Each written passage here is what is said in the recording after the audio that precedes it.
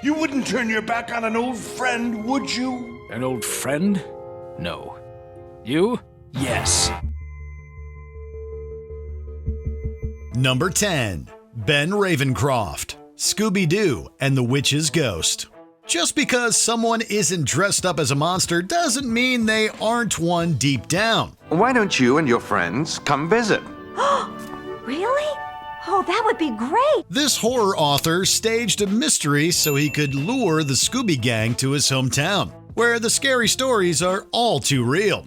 But once Mystery Inc. tracks down the book of ancient witch Sarah Ravencroft, Ben shows his true colors and unleashes her onto the town. And since Sarah's blood runs in my veins, I guess that makes me a warlock. It's fitting then that the ghostly Sarah has the honor of giving him his comeuppance. In her final moments, she decides to make him her eternal cellmate, damning him to the same curse he tried to break. Not even the author himself could have written a more poetic ending.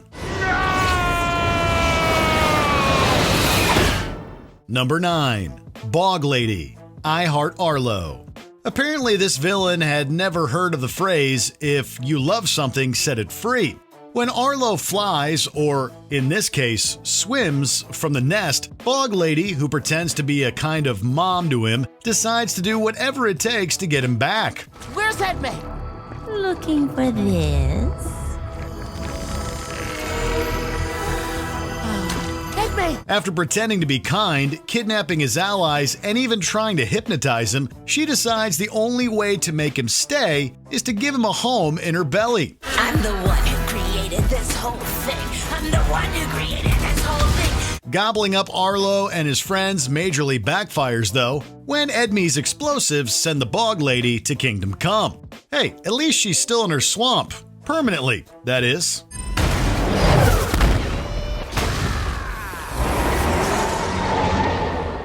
Number 8. Conway Stern, Archer. You'd think a spy agency would have a more thorough interview process, but this hire proved himself more than worthy of spy work. Of course, he did so by putting a knife in Sterling's. Literally.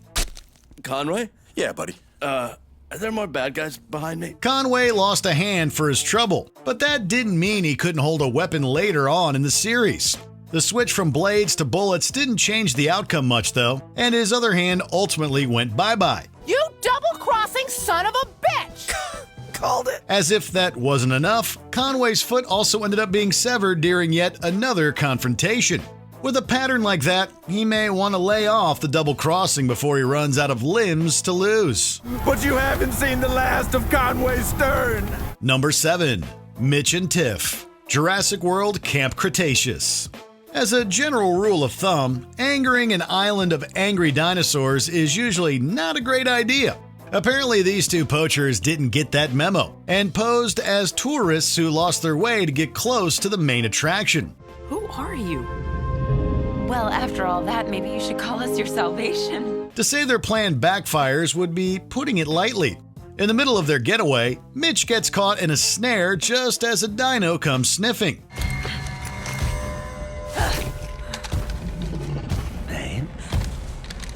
I never liked that nickname! Tiff completely abandons him, but doesn't make it very far in the boat before she gets a deadly visit from two very hungry stowaways herself.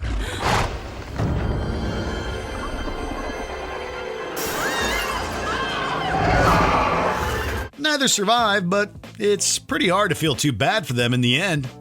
Number 6. Diane Simmons, Family Guy. For the first time, this unstable news anchor wasn't just reporting on current events. She was the current event. Diane, didn't your first husband blow his brains out? Oh, God! A romantic heartbreak and a betrayal at work after her 40th birthday caused Diane to turn murderous. 5 bodies and a threat to Lois's life later, it seems she may get away with pinning it all on reporter Tom Tucker. How could you do all these horrible things? Well, I suppose it all really began a year ago when James Woods and I met at a press event and began seeing each other. But you can only live like that for so long before you get your due. And indeed, Stewie ensures that she figuratively and literally goes over the edge. Of a cliff, that is. The trigger-happy psycho meets her maker with a splat, not a bang. To be fair, she totally had it coming. Number 5. Mordred, Justice League Unlimited. Kids will be kids, but stealing an all-powerful amulet isn't the kind of thing that comes with an average teenage mood swing. None of that matters, Mother, 'cause now I'm strong enough.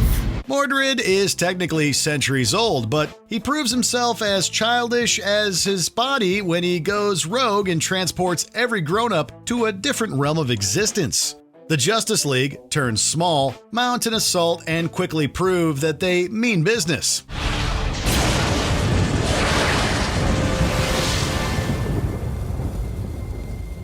I'm older than you now. They goad Mordred into turning himself into an adult, which, thanks to his earlier curse, places him among the other grown-ups. What's more, he loses his youth. Yeah, he may be a gifted warlock, but clearly, he's no psychic. It just goes to show that magic and maturity don't go hand in hand. Wait, what happened to Mordred? My spell gave him eternal youth, but now that he's broken it, all he has is eternal life. Number 4. Vlad Masters, Danny Phantom. It's ghoulishly difficult to fight a villain who's a respected billionaire by day and an evil ghost-human hybrid by night. Well, what do you know? Vlad does eventually reveal his alter ego Plasmius to the public, but it's only to hold the world ransom against a colliding meteor. Then, surprise, surprise, when he realizes he can't do it alone, he's left with no one to lend him a hand. You have to help me. You wouldn't turn your back on an old friend, would you? An old friend? No. You?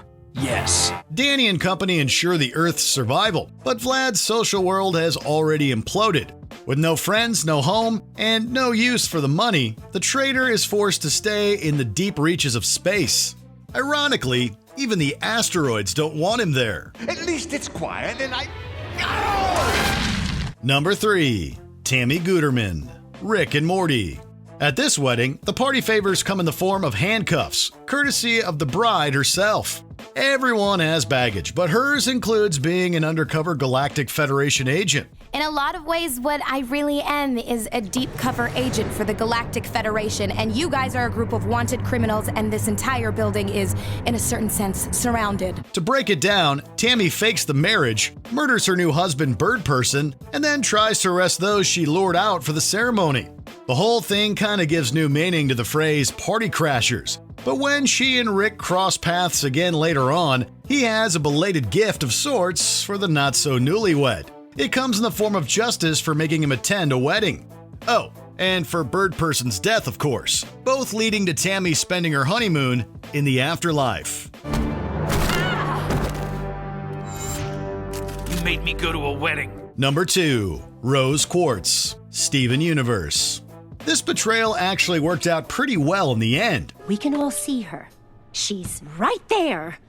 She just can't reform because she has this baby around her. In an attempt to save the planet, the homeworld Gem Pink Diamond, who was leading the colonization effort at first, gained a new alias, Rose Quartz. The different shine helped her play both sides of the war and stage her own shattering to protect Earth.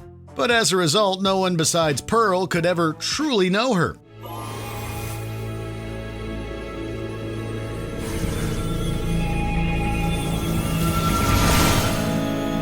She was rewarded for her sacrifice with Greg Universe's love and later with a son in Steven. But having him meant abandoning her physical form. Thus, for the longest time, no one outside of Pearl knew what Rose did in the name of love. Please, let's never speak of this again. Number 1. Unalaq, The Legend of Korra. Aang's successor Korra learned the hard way why you should think twice before doing business with family. Her uncle Unalaq seemed responsible enough, if a bit stuck in his old ways, but he soon proved one of the biggest threats to the entire world.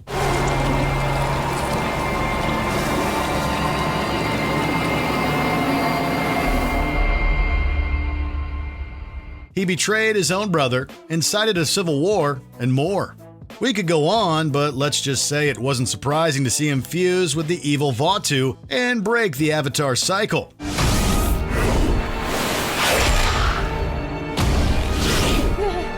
But Cora gives the manipulator exactly what he deserves during a cathartic, supersized smackdown. That epic punch to the chest is worthy enough recompense, but his literal evaporation is the perfect spirit-bending cherry on top.